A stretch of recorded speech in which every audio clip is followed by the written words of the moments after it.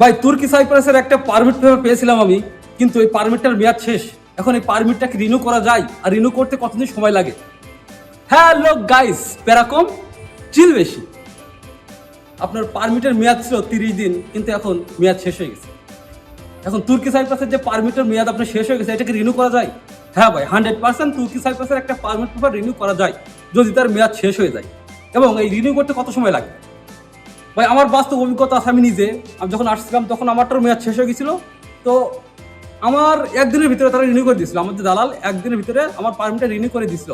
তো তুর্কি সাইপ্রাসে একটা পারমিট পেপার রিনিউ করতে সর্বোচ্চ 1 থেকে 7 দিনে ধরেন আপনি, যদি অরিজিনাল হয় সেটা। যদি আপনার তুর্কি সাইপ্রাসের পারমিট পেপারটা অরিজিনাল হয় তাহলে 1 থেকে 7 দিনের ভিতরে আপনার এটা রিনিউ হবে। এবং এটা অনেকটা ডিপেন্ড করে আপনার দালাল এবং এজেন্সির উপরে, তারা কত দ্রুত কাজ করবে তার উপর ডিপেন্ড করে।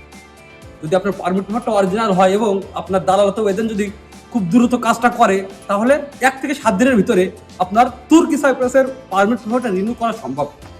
সবকিছু মিলায় ধন্যবাদ।